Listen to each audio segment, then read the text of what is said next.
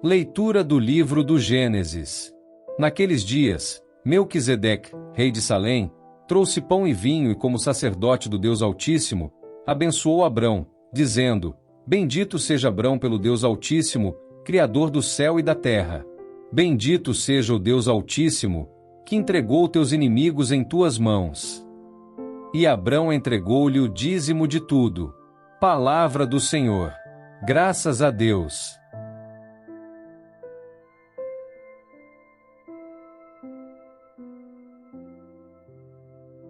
Leitura da primeira carta de São Paulo aos Coríntios. Irmãos, o que eu recebi do Senhor foi isso que eu vos transmiti. Na noite em que foi entregue, o Senhor Jesus tomou o pão e, depois de dar graças, partiu-o e disse: Isto é o meu corpo que é dado por vós. Fazei isto em minha memória.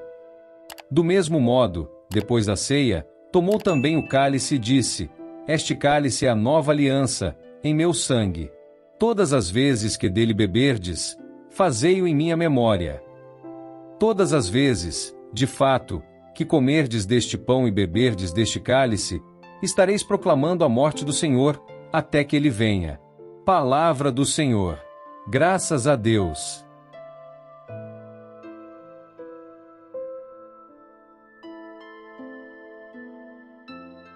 Proclamação do Evangelho de Jesus Cristo segundo São Lucas. Glória a vós, Senhor. Naquele tempo, Jesus acolheu as multidões, falava-lhes sobre o reino de Deus e curava todos os que precisavam. A tarde vinha chegando. Os 12 apóstolos aproximaram-se de Jesus e disseram: Despede a multidão, para que possa ir aos povoados e campos vizinhos procurar hospedagem e comida, pois estamos num lugar deserto. Mas Jesus disse: Dai-lhes vós mesmos de comer. Eles responderam: Só temos 5 pães e 2 peixes. A não ser que fossemos comprar comida para toda essa gente. Estavam ali mais ou menos 5.000 homens. Mas Jesus disse aos discípulos: Mandai o povo sentar-se em grupos de 50.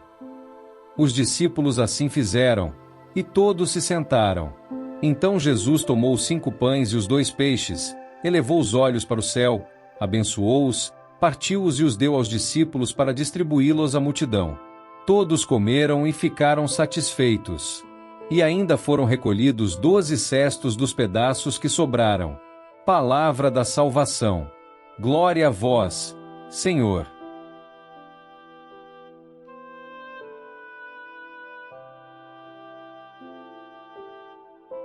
Queridos irmãos e irmãs em Cristo, imagine a cena: um grande campo, centenas de pessoas reunidas, famintas, exaustas, buscando algo, talvez alimento, talvez sentido, talvez cura. E então, de mãos vazias, com apenas 5 pães e 2 peixes, Jesus olha para o céu, abençoa, parte o pão e o milagre acontece. Todos se alimentam, todos se saciam, todos se maravilham. Mas será que percebemos, de verdade, o que esse milagre revela? Hoje celebramos uma verdade central da nossa fé: o Deus que se doa, o Deus que alimenta, o Deus que se torna pão. E essa verdade ecoa nas 3 leituras que escutamos. Não estamos apenas falando de um milagre antigo ou de um ritual litúrgico. Estamos falando de um estilo de vida, de um convite divino para deixar de apenas receber e começar a partilhar. Porque, em cada uma dessas passagens, Deus nos mostra: não basta crer, é preciso comungar. Não basta admirar, é preciso participar. E não basta comer, é preciso se tornar pão para os outros.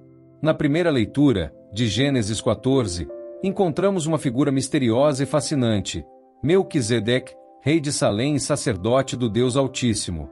Ele aparece quase como um relâmpago na narrativa bíblica, sem genealogia, sem passado nem futuro registrado, e traz consigo pão e vinho. Sim, pão e vinho. Os mesmos elementos que Jesus consagrará na última ceia. É impossível não ver aqui uma prefiguração da Eucaristia, um eco sagrado que atravessa os séculos. Melquisedeque abençoa Abrão, reconhece sua vitória e, com gestos silenciosos, revela algo maior. A verdadeira vitória não vem da espada, mas da comunhão com Deus. O pão e o vinho oferecidos ali não eram apenas sustento físico, mas símbolo de uma aliança eterna, de um sacerdócio que não seria mais ligado ao sangue de animais, mas ao sangue do próprio Filho de Deus. Ao apresentar pão e vinho, Melquisedeque plantava semente do que um dia floresceria plenamente na ceia do Senhor. E então chegamos à segunda leitura. São Paulo, escrevendo aos Coríntios, nos conduz diretamente ao coração da fé cristã. Ele não apenas narra a última ceia, ele a transmite, como um tesouro que recebeu e agora entrega. Isto é o meu corpo, que é dado por vós. Este cálice é a nova aliança no meu sangue. Essas palavras são repetidas em cada Santa Missa, ecoando ao longo dos séculos, nos altares de todo o mundo. Mas percebam, São Paulo não escreve isso para emocionar. Ele escreve para corrigir. A comunidade de Corinto estava tratando a Eucaristia como um banquete qualquer, com divisões, egoísmo e indiferença aos pobres. Por isso, Paulo recorda a essência. A ceia é memorial de entrega, de sacrifício, de amor sem medida. Celebrar a Eucaristia não é apenas comer o pão, mas se unir ao Cristo que se partilha, que se derrama, que se entrega totalmente. E então chegamos ao Evangelho de Lucas, capítulo 9. O milagre da multiplicação dos pães. Mas, meus irmãos e irmãs, esse milagre é muito mais do que alimento físico. É um retrato vivo da lógica do reino de Deus.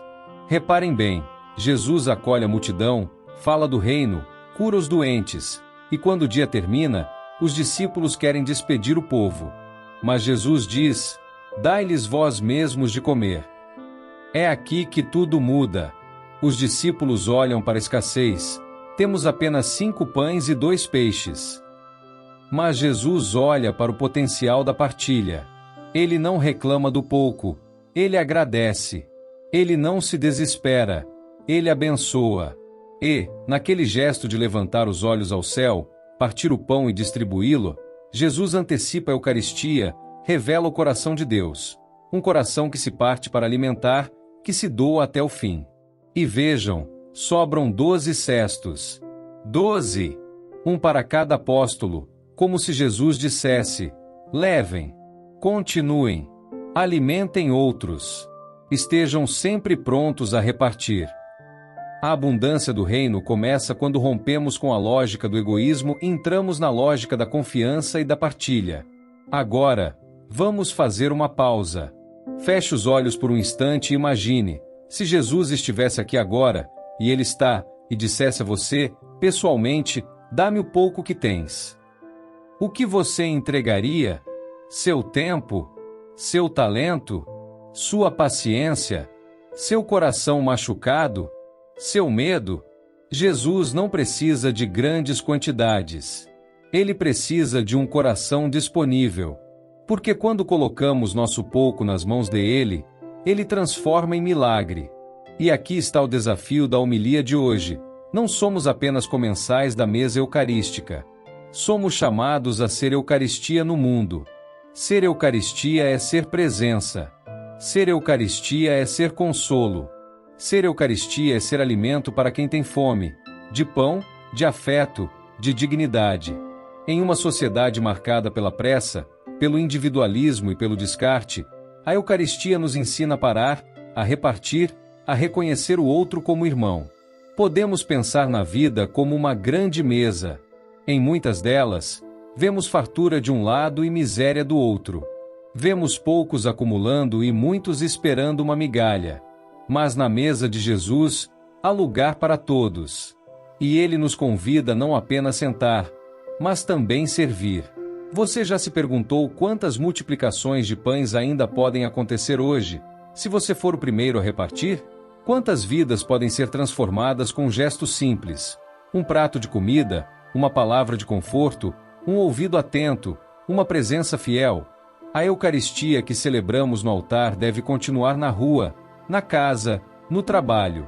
Deve continuar no gesto de uma mãe que renuncia ao descanso para cuidar do filho doente. No pai que trabalha duro e mesmo cansado sorri para os filhos. No jovem que diz não a caminhos fáceis e escolhe a verdade. No idoso que reza em silêncio pelos que ama. Cada um de nós pode ser pão abençoado, partido e dado. Hoje, Jesus olha para você e diz novamente: dai-lhes vós mesmos de comer. Não tenhas medo de oferecer o teu pouco, porque nas mãos de Deus, o pouco se torna pleno. Ao final desta homilia, convido você a levar no coração 3 palavras. 1. Aliança, lembrando que, desde Melquisedeque até Cristo, Deus nunca deixou de selar conosco uma aliança de amor. 2. Memória, porque celebrar a Eucaristia é mais do que lembrar, é tornar presente aquele que se entregou por nós.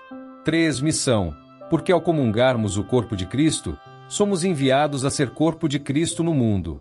Que essa liturgia nos renove. Que ao recebermos o corpo do Senhor, recebamos também a coragem de amar como Ele, de partir-nos como Ele, de sermos sinal de esperança como Ele. E que Maria, mulher eucarística, nos ensine a dizer sim como ela disse. Que São Paulo, apóstolo da Eucaristia, nos inspire a viver a fé com coerência. E que, um dia, possamos sentar à mesa definitiva, na eternidade, onde já não haverá fome, nem dor, mas apenas plena comunhão com o Deus que se fez pão por amor. Amém.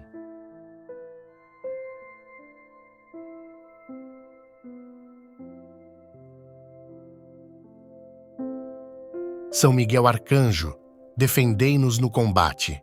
Sede o nosso refúgio contra as maldades e ciladas do demônio.